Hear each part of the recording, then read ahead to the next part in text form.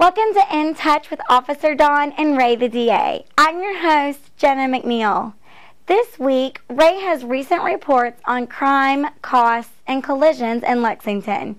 He and Officer Dawn discussed the statistics for calls to the police. With the large volume of calls for help that Lexington has had this year, off-duty patrol would be beneficial. But this is only available if the police have access to their cruisers while at home. Let's listen now to hear what Officer Dawn's opinion is on this as a former police officer. Thanks for watching. Welcome to In Touch Crime Beat. I'm Officer Dawn with Fayette Commonwealth's Attorney Ray Larson. Out of jail, okay? Don't mess up. And those are the people, those repeat offenders, the ones that go to prison. And I say we're the #1 rated radio show in the whole country. Crime Beat. I'm Officer Dawn with Fayette Commonwealth's Attorney Ray Larson.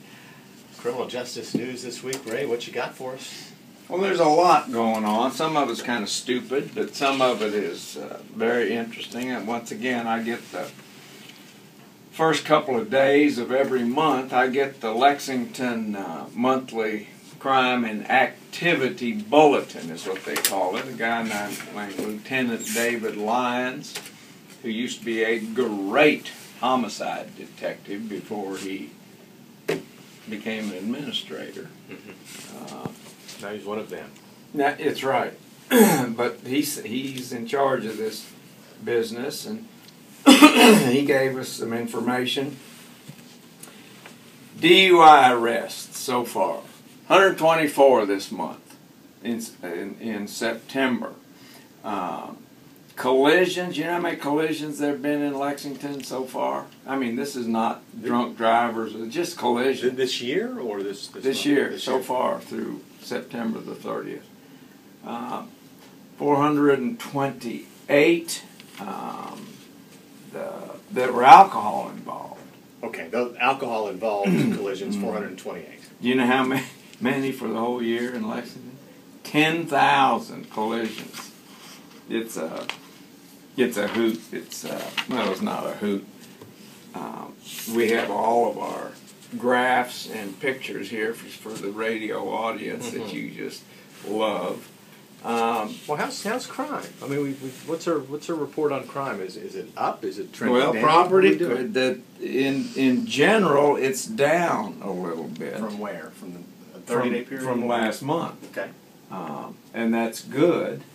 But property crimes are still out of hand, which is, you know, those are the crimes that they think probation is what ought to happen, and that's a little scary. I'm going to tell you, the one that really shocks people is how the value of property that's stolen. That shocks them.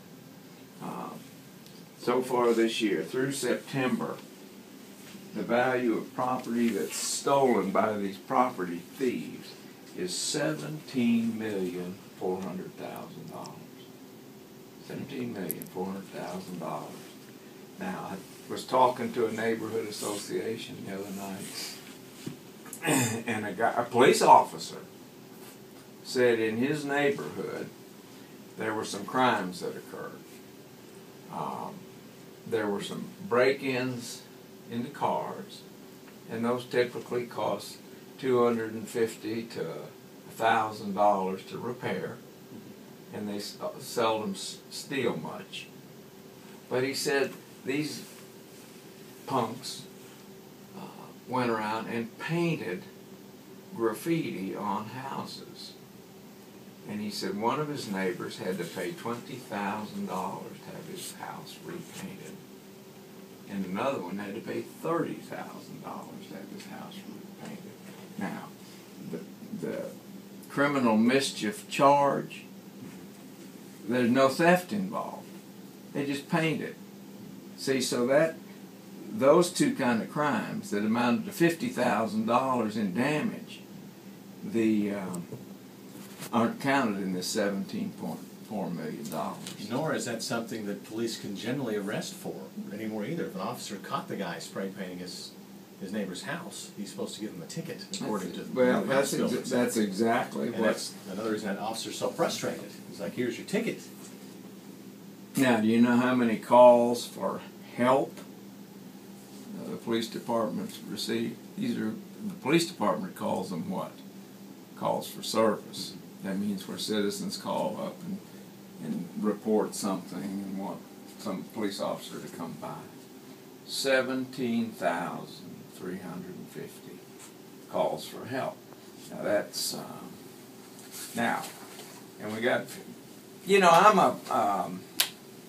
that brings me to something that I think that I'm a big home fleet guy. Now, you're referring to officers that have that have what they call take-home cruisers. Right. Okay. You look around the community now as you drive around, and you drive around a lot, I drive around a lot.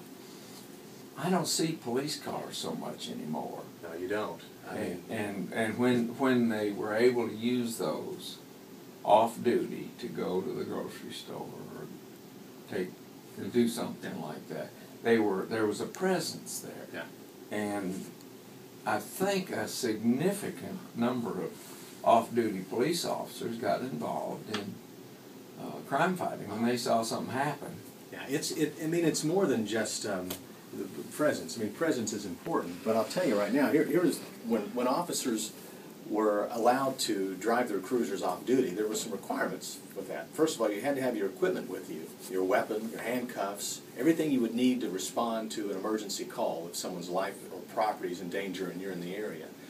And secondly, you were basically required to respond to any calls where someone's life was in danger too. You had to monitor your radio. So, I mean, it happened to me one time. I'm driving to Home Depot on Richmond Road, and there's an armed robbery of a bank up the road, and the guy drives right in front of me. I'm off duty in my cruiser. Well, guess what? I was able to be involved in apprehending this guy. I know it's happened. It happened so often that it was just commonplace for officers, for off-duty officers to get involved. And the other important part of that is backup for officers when they're in trouble, because when you ask for a call for help, you could count on off-duty officers showing up because they were in the area, they were listening to the radio, and they would show up and help you. That's gone now.